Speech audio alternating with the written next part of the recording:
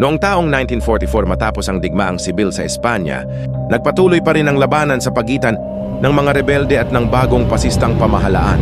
Sa matataas na kabundukan, nagtatago ang mga mandirigmang lumalaban sa rehimen habang nagtatayo naman ang mga kampo at himpilan ng militar upang tugisin sila isa-isa.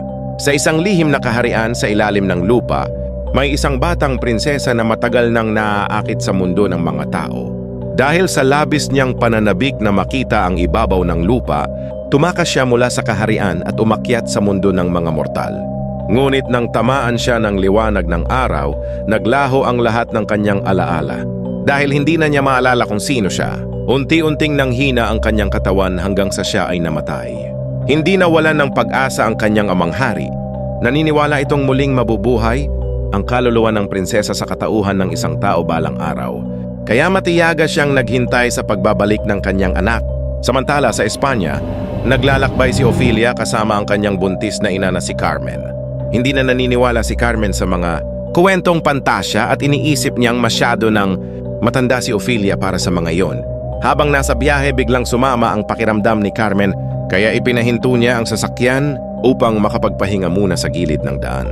Habang nagpapahinga ang kanyang ina, naglibot si Ofelia sa paligid at may napansin siyang kakaibang maliit na bato.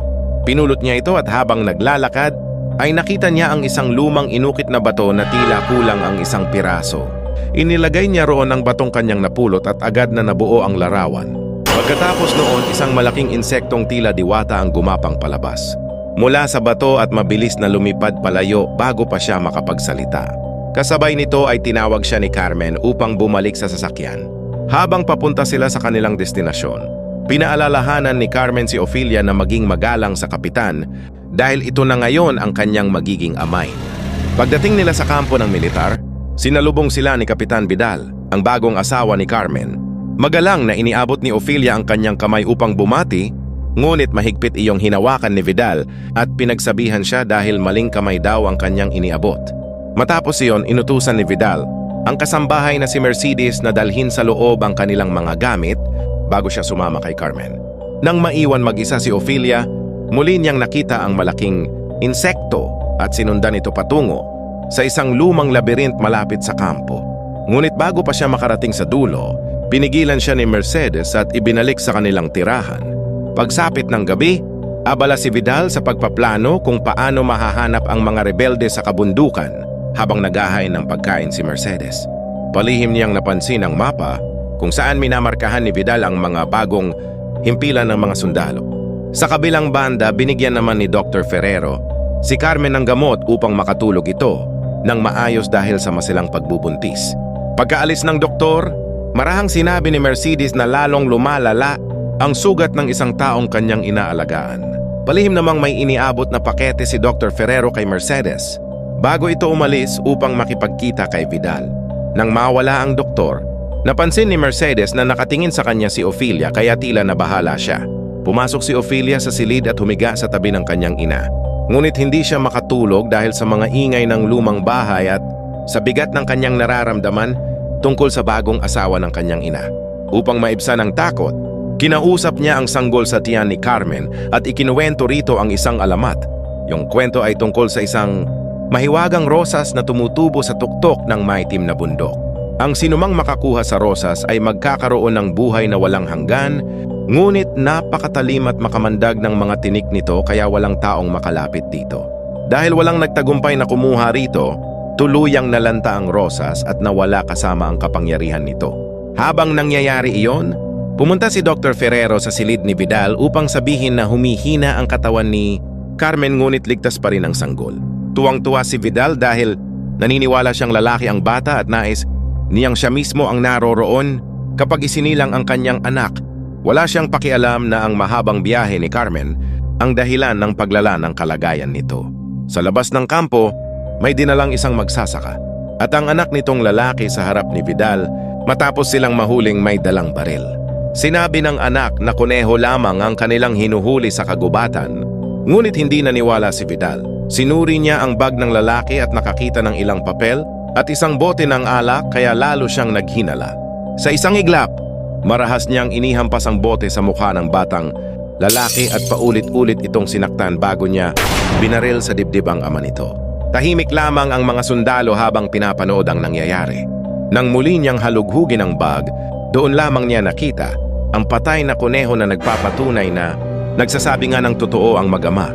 Galit niyang pinagsabihan ang mga sundalo na siguraduhin siya sa atin muna ng mabuti ang mga nahuhuli bago dalhin sa kanya. Kinagabihan, nagising si Ofelia dahil sa tunog ng pagaspas ng pakpak. Sa paanan ng kanyang kama ay nakita niya muli ang kakaibang insekto, ngunit sa pagkakataong ito ay nagbago ito bilang isang maliit na diwata. Sinundan ni Ofelia ang diwata palabas ng bahay at bumalik sila sa labyrinth. Ginabayan siya nito sa pagitan ng matataas at nakakalitong pader hanggang makarating sila sa isang lihim na kuweba. Sa gitna ng kuweba ay may kakaibang batong tila altar. Mula sa dilim ay lumabas ang isang nilalang na kalahating tao at kalahating kambing. Tuwang-tuwa ito sa pagdating ni Ofelia at agad siyang niyukuan habang napapalibutan sila ng iba pang mga diwata. Ipinakilala ng nilalang ang sarili bilang isang faun at tinawag si Ofelia na Prinsesa Moana. Nagulat si Ofelia at sinabing nagkakamali ito, ngunit iginiit ng faun na siya nga ang nawawalang prinsesa. Itinuro nito ang hugis kasuklay na marka sa kanyang balikat bilang patunay. Ipinaliwanag din nito na matagal nang binuksan ng hari ang mga lagusan sa pagitan ng dalawang mundo upang makabalik ang kaluluwa ng prinsesa. Sinabi ng faun na kailangan munang malampasan ni Ofelia ang 3 pagsubok bago sumapit ang kabilugan ng buwan upang mapatunayan na hindi siya tunay na mortal. Pagkatapos ay iniabot nito ang isang mahiwagang aklat na tinatawag na Aklat ng Mga Sangandaan. Ayon dito, lilitaw lamang ang mga mensahe ng aklat kapag siya ay nag-iisa. Pagkatapos sabihin niyon, unti-unting nilamon ng dilim ang faun hanggang sa ito ay maglaho, habang naiwan si Ofelia na hawak ang tila blangkong aklat. Kinabukasan iniutos ni Vidal kay Mercedes na lutuin ang mga kunehong nakuha mula sa pinatay na mag-ama. Habang abala si Mercedes sa kusina, naghanda naman siya ng mainit na paligo para kay Ofelia. Pagkapasok ni Ofelia sa banyo, agad niyang inilabas ang mahiwagang aklat mula sa pinagtataguan nito sa likod ng radiator. Habang tinitingnan niya ito, unti-unting lumitaw ang mga larawan at salita sa mga pahina na parang kusang isinusulat ng mahika. Dahil sa labis niyang pagkamangha, hindi niya namalayang matagal napala siyang nakatitig rito hanggang sa kumatok si Carmen at pinagmamadali siyang matapos. Pagharap niya sa salamin, muling napansin ni Ofelia ang hugis buwan na marka sa kanyang balikat. Dahil dito at sa mga sinabi ng faun, lalo siyang naniwalang siya nga ang nawawalang prinsesa na muling isinilang bilang tao. Sa kusina, abala ang mga katulong sa paghahanda para sa hapunang gaganapin. Sa gabing iyon nang dumating si Ofelia, pinuri ng mga babae ang maganda niyang damit na mismong si Carmen ang gumawa para sa kanya. Habang ginagatasan ni Mercedes ang baka, ikinuwento ni Ofelia ang tungkol sa mga diwata at sa faun na kanyang nakilala. Ngunit binalaan siya ni Mercedes na hindi lahat ng faun ay dapat pagkatiwalaan. Hindi na sila nakapag-usap pa ng matagal dahil tinawag ni Vidal si Mercedes. May dumating kasing bagong supply ng pagkain, gamot at tabako kaya kinailangan niyang ibigay kay Vidal ang nag-iisang susi ng imbakan. Makalipas ang ilang sandali, nagtungo si Ofelia sa kagubatan habang binabasa ang unang gawain mula sa Aklat ng Mga Sangandaan. Nakasulat doon ang kwento tungkol sa isang higanteng puno ng igos na dati raw tirahan ng mga mahiwagang nilalang ngunit ngayoy unti-unti nang namamatay. Pag-angat niya ng tingin, nakita niya mismo ang punong inilalarawan ng aklat. Sa ilalim ng mga ugat nito ay nakatira ang isang dambuhalang palaka na sumisira sa buhay ng puno. Upang mailigtas ito, kailangan niyang pakainin ang palaka ng 3 mahiwagang bato at kunin ang gintong susi mula sa tiyan nito. Napansin ni Ofelia na baka marumihan ang bago niyang sapatos at damit, kaya isinabit niya muna ang kanyang damit sa sanga ng puno bago siya gumapang papasok sa loob nito. Ngunit pagkatalikod niya, isang malakas na hangin ang humihip at tinangay ang laso mula sa kanyang damit. Samantala sinundan ng tropa ni Kapitan Vidal ang usok hanggang makarating sila sa isang abandonadong campfire sa gitna ng kagubatan. Habang sinusuri nila ang paligid, may nakita silang sirang pakete na nakahandusay sa damuhan. Sa loob nito ay may bote ng antibiotics. Napansin niyon ni Vidal at agad niyang naisip na may sugatang rebelde na nangangailangan ng gamot. Mula sa di kalayuan ay may narinig siyang mahinang ingay kaya sumigaw siya sa direksyon ng kagubatan. Hinamon niya ang mga rebelde na lumabas at kunin ang kanilang gamot Kung may lakas pa silang humarap sa kanya, ngunit walang sumagot. Tahimik lamang na pinagmamasdan ng mga rebelde ang mga sundalo mula sa dilim ng kagubatan habang unti-unting umaalis ang grupo ni Vidal. Samantala, sa ilalim ng matandang puno malapit sa labirinto, gumagapang si Ophelia sa makapal na putik na puno ng maliliit na insekto. Hindi siya tumigil hanggang matagpuan niya ang dambuhalang palaka na nakatago sa ilalim ng ugat ng puno. Dumapo ang isang kulisap sa kanyang mukha at agad itong sinunggaban ng palaka gamit ang mahaba nitong dila bago ito lumikhay ng malakas. Napatingin si Ophelia sa kanyang kamay at napansin niyang may maliit na insekto sa pagitan ng mga batong hawak niya.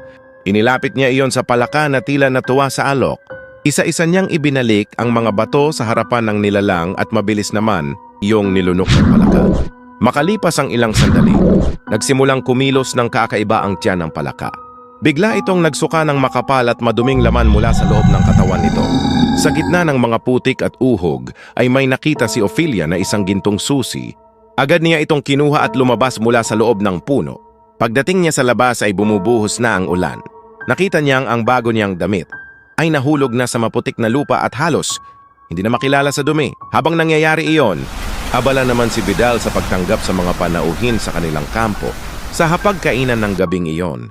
Nagreklamo ang ilang bisita dahil tig-isang rasyon lamang ng pagkain ang ibinibigay sa bawat pamilya, ngunit iginiit ni Vidal na kailangan nilang higpitan ng supply upang matiyak na walang pagkain ang mapupunta sa mga rebelde. Pagkatapos ay ipinakita niya ang nahanap nilang antibiotics sa kagubatan dahil doon ay naniwala ang lahat na may sugatang rebelde na nagtatago malapit sa lugar. Nagkatinginan sina Dr. Ferrero at Mercedes na tila may itinatagong pag-aalala. Makalipas ang ilang minuto ay nagpaalam si Mercedes sa ibang katulong. Sinabi niyang kukuha lamang siya ng dagdag na kahoy para sa apoy, ngunit nang makalayo siya sa paningin ng mga sundalo, gumamit siya ng ilaw upang magbigay ng lihim na senyales sa isang tao sa kagubatan. Pagharap niya muli ay nagulat siya nang makita si Ophelia na puno ng putik at basang-basa sa ulan. Samantala, sa loob ng dining room, ikinuwento ni Carmen kung paano niya nakilala si Vidal matapos niyang akuin ang trabaho ng yumao niyang asawa sa paggawa ng uniforme. Interesadong nakinig ang mga babae sa kanyang kwento, ngunit biglang humingi ng paumanhin si Vidal para sa ordinaryo, raw na usapan ng kanyang asawa. Dumating si Mercedes upang sabihing nakabalik na si Ophelia, kaya agad nagpaalam si Carmen sa mga bisita at sinundan ang anak. Pagdating sa kwarto ay pinagalitan niya si Ophelia dahil sinira nito ang bago niyang damit. Sinabi niyang nadismaya silang dalawa ni Vidal sa kanyang ginawa. Tahimik lamang na nakinig si Ophelia habang nakayuko. Kinagabihan, bumalik muli si Ophelia sa labirinto. Doon niya muling nakita ang phone na naghihintay sa kanya. Sinabi nito na itago niyang mabuti ang gintong susi at saka siya binigyan ng isang piraso ng mahiwagang chalk. Nangako rin ng nilalang na kapag natapos niya ang natitirang mga gawain, ay makakapasok na siya sa sarili niyang kaharian. Ngunit habang nakikinig si Ophelia, ay naalala niya ang sinabi ni Mercedes noon tungkol sa mga nilalang na hindi dapat basta pagkatiwalaan. Dahil doon ay nagsimula siyang magduda sa tunay na intensyon ng phone. Kinabukasan, pumunta siya sa banyo upang tingnan ang mahiwagang aklat. Ngunit imbes na bagong gawain ang makita niya, ang mga pahina nito ay unti-unting namula na parang dugo. Nagbabala ito na may paparating na panganib. Agad siyang lumabas ng banyo at naadat na ng kanyang ina na nakahiga habang duguan at nahihirapang huminga. Nang hapong iyon ay kinausap ni Dr. Ferrero si Vidal at sinabing kailangang manatili si Carmen sa kama hanggang sa manganak ito. Dahil dito, inilipat si Ophelia sa atik upang mabigyan ng katahimikan ng kanyang ina. Habang inaayos ni Mercedes ang kanyang bagong tutulugan, sinabi ni Ophelia na ayaw niyang magkaroon ng anak balang araw matapos makita ang paghihirap ng kanyang ina. Pagkatapos ay inamin niyang alam niyang tinutulungan ni Mercedes ang mga rebelde, ngunit hindi niya iyon isinusumbong kanino man. Pagsapit ng gabi, palihim na pumasok si Mercedes sa kusina at kinuha ang ilang liham at isang lata mula sa nakatagong compartment. Pagkatapos ay nakipagkita siya kay Dr. Ferrero at nagtungo sila sa taguan ng mga rebelde sa kagubatan. Ang grupo ay pinamumunuan ng kapatid ni Mercedes na si Pedro. Ibinigay ni Mercedes ang mga supply habang si Dr. Ferrero naman ay agad na tumingin sa sugatang rebelde. Nang makita niyang malala na ang sugat nito, sinabi niyang kailangan na nitong putulan ng paa upang mabuhay. Samantala, sa kampo ay binasa ni Ophelia ang susunod na gawain mula sa Book of Crossroads. Gamit ang chalk na ibinigay ng Fawn, gumuhit siya ng pinto sa dingding at bigla iyong bumukas. Pumasok siya sa loob at naglagay ng upuan upang makatuntong pababa. Pagkatapos ay pinihit niya ang hourglass bilang palatandaan ng kanyang oras. Kailangan niyang makabalik bago maubos ang buhangin at hindi siya maaaring kumain o uminom ng kahit ano sa loob. Naglakad siya sa isang mahabang pasilyo hanggang makita niya ang isang malaking mesa na puno ng masasarap na pagkain. Sa dulo nito ay may kakaibang nilalang na maputla, ang balat at nakapatong ang mga mata sa isang plato. Sa kisame ay may mga lumang larawan ng mga batang nilinlang ng nilalang gamit ang masasarap na handa bago nito kinain. Sa isang sulok naman ay may tambak ng sapatos ng mga batang hindi na muling nakalabas. Pinakawalan ni Ophelia ang mga engkantong kasama niya at itinuro ng mga ito ang maliliit na pintong nakasarado. Gamit ang gintong susi, binuksan niya ang isa rito at nakuha ang isang mahiwagang punyal. Habang pabalik siya ay napatingin siya sa mga ubas sa ibabaw ng mesa. Kahit paulit-ulit siyang pinipigilan ng mga engkanto, hindi niya napigilan ang sarili. Tinabig niya ang mga ito at kumuha ng isang ubas bago ito kainin. Sa sandaling nalunok niya iyon ay biglang nagising ang maputlang nilalang. Kinuha nito ang mga mata mula sa plato at inilagay sa palad nito bago nagsimulang maghanap sa paligid. Hindi agad napansin ni Ophelia ang panganib dahil kumuha pa siya ng isa pang ubas. Ngunit nang kainin ng nilalang ang dalawa sa mga engkanto, saka lamang siya natakot at nagsimulang tumakbo. Mabilis siyang tumakbo sa pasilyo habang unti-unting nagsasara ang pinto. Sinubukan niyang gumuhit ng bagong pinto ngunit nabali ang chalk. Nanginginig man sa takot, gumuhit siya muli sa kisame. Habang inaabot siya ng nilalang gamit ang mahahaba nitong kamay, mabilis siyang umakyat sa bagong bukas, nalagusan at nakabalik. Sa kanyang kwarto ilang segundo, bago siya mahuli. Samantala, pababa naman ng bundok ang grupo ng mga rebelde. Ikinuwento ni Pedro kay Dr. Ferrero na may paparating silang karagdagang tauhan upang tulungan silang lumaban sa mga sundalo ni Vidal. Ngunit duda ang doktor dahil alam niyang kahit matalo nila si Vidal ay magpapadala lamang muli ng mas maraming sundalo ang gobyerno. Sinabi niya kay Pedro na mas mabuting ilayo na lamang si Mercedes sa panganib at tumakas palabas ng hangganan. Ngunit matatag si Pedro at ayaw niyang iwan ang laban. Binigyan ni Mercedes si Pedro ng kopya ng susi ng bodega ngunit binalaan siyang huwag muna silang gagalaw hanggat hindi tama ang oras. Pagbalik sa kampo, inihanda ni Ophelia ang mandrake root para sa kanyang ina. Nang ilagay niya ito sa mangkok na may gatas ay tila na buhay, ang ugat at nagsimulang gumalaw na parang tao. Dinala niya ito sa ilalim ng kama at pinatakan ng dugo mula sa kanyang daliri. Habang naroon siya ay dumating sina Vidal at Dr. Ferrero. Napansin nilang bumubuti na ang lagay ni Carmen. Ngunit malamig na sinabi ni Vidal sa doktor na kapag dumating ang oras na kailangang mamili, iligtas nito ang sanggol kahit mamatay pa si Carmen. Narinig iyon ni Ophelia at lalo siyang nabahala para sa kanyang ina. Hindi nagtagal ay may narinig silang malalakas na pagsabog mula sa malayo. Lumabas si Vidal at nakita ang apoy at makapal na usok sa di kalayuan. Samantala, kinausap ni Ophelia ang sanggol sa tiyan ng kanyang ina at nakiusap na sana ay lumabas ito nang hindi sinasaktan si Carmen. Nangako pa siyang gagawin niya itong prinsipe sa sarili niyang kaharian. Sa kagubatan naman ay natagpuan ang mga sundalo ang isang tren na pinasabog ng mga rebelde. Bagamat wasak ang tren, hindi naman nakuha ang kargamento nito. Maya-maya pa ay may panibagong pagsabog na nagpahiwatig na mismong kampo na nila ang inaatake. Nakapasok ang mga rebelde sa kampo at ninakawan nila ang bodega ng supply. Nang tingnan ni Vidal ang kandado ay napansin niyang hindi ito nasira, dahilan upang maghinala siyang may tumutulong mula sa loob. Nagpatuloy ang matinding putukan sa kagubatan hanggang sa may isang rebelde silang nahuling buhay. Dinala nila ito sa bodega upang tanungin. Nang marinig ito ni Mercedes ay agad siyang kinabahan at nagmadaling pumunta roon. Natatakot na baka ang kanyang kapatid na si Pedro ang nahuli. Paglapit niya ay nasilayan niya ang bihag, ngunit agad niyang napagtanto na iba pala ito. Nadiskubre ni Ophelia na hindi pala ang kapatid niya ang nakita niya. Samantala, abala si Mercedes sa kusina ngunit halatang wala sa isip ang kanyang ginagawa. Kumuha siya ng gatas at tinapay at dinala iyon sa silid ni Carmen na kasalukuyang inaalagaan ni Dr. Ferrero. Tumanggi si Carmen sa pampatulog na gamot dahil naniniwala siyang bumubuti na ang kanyang kalagayan. Samantala sa bodega, iniimbestigahan ni Vidal ang bihag na utal magsalita. Hinamon niya ito na magbilang hanggang 3 nang hindi nauutal at kapag nagawa niya iyon ay palalayain siya. Ngunit nabigo ang bihag. Dahil doon, galit na galit si Vidal at walang awang hinampas ng martilyo ang mukha nito. Kinagabihan, muling bumisita ang phone sa silid ni Ofelia. Pinasalamatan niya ito dahil gumaling ang kanyang ina, ngunit humingi rin siya ng tawad dahil nakain ng halimaw ang mga diwata. Ang natitirang buhay na diwata ay ikinuwento sa phone ang nangyari, dahilan upang magalit ito. Iniabot ni Ofelia ang patalim habang paulit-ulit na humihingi ng tawad dahil kumain siya ng ubas. Ngunit hindi iyon sapat para sa phone. Sinabi nitong nabigo siya sa kanyang pagsubok at tuluyan na siyang magiging mortal.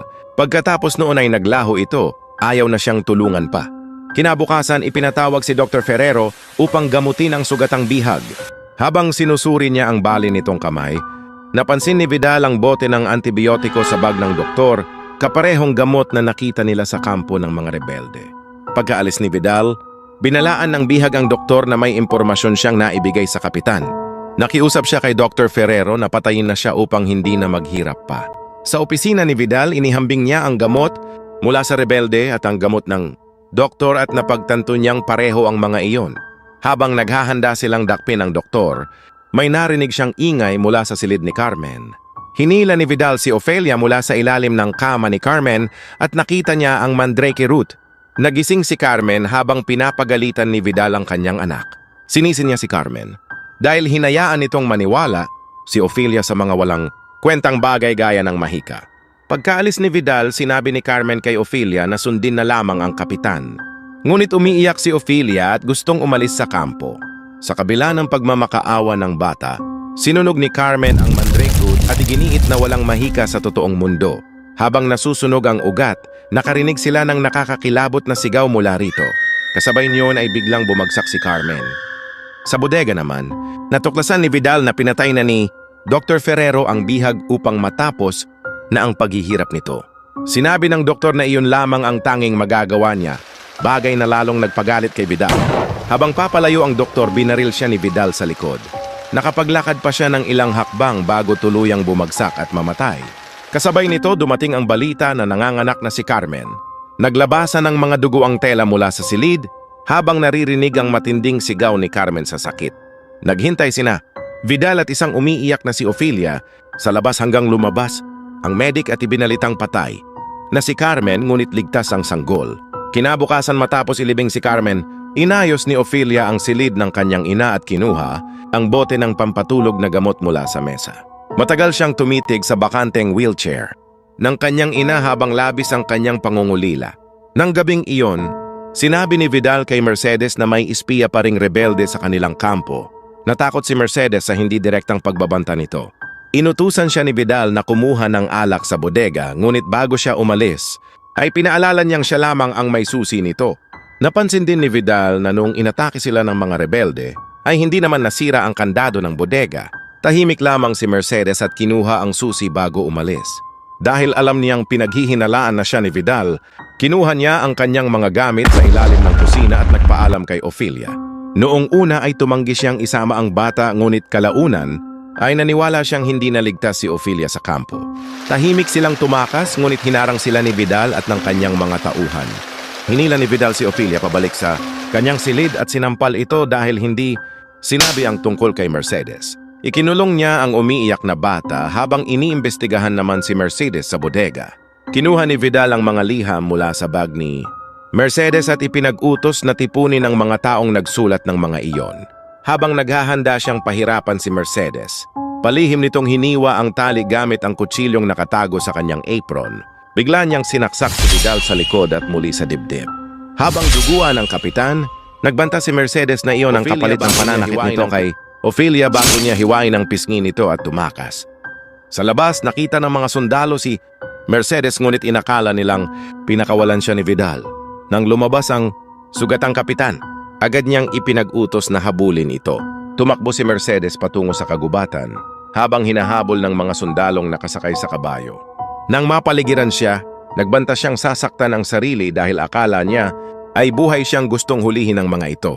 Ngunit biglang dumating si Pedro kasama ang mga rebelde at nailigtas. ang kanyang kapatid. Samantala muling nagpakita ang Fawn kay Ophelia. Nang makita ito ng bata ay agad niya itong niyakap, masayang may kaibigan pa ring bumalik sa kanya. Sinabi ng Fawn na dalhin niya ang kanyang sanggol na kapatid sa labirinto at binigyan siya muli ng tsock upang makatakas sa kanyang silid. Tinatahi ni Vidal ang sugat sa kanyang pisngi habang palihim na pumasok si Ophelia. Nagtago siya sa ilalim ng mesa at naiwan doon ang tsock habang nagbubuhos ng alak si Vidal. Napansin niya ang tsock at dinurog ito sa kanyang kamay bago nagsimulang maghanap ng pumasok sa silid. Ngunit dumating ang isang sundalo at ibinalitang sugatan ang kanyang tenyente kaya napilitan siyang umalis. Nang mawala sila, mabilis na nilagyan ni Ophelia ng pampatulog na gamot ang inumin ni Vidal. Sa dining room, nalaman ni Vidal na patay na ang mga sundalong humabol kay Mercedes. Lumalaki na ang bilang ng mga rebelde habang kaunti na lamang ang natitirang tauhan niya.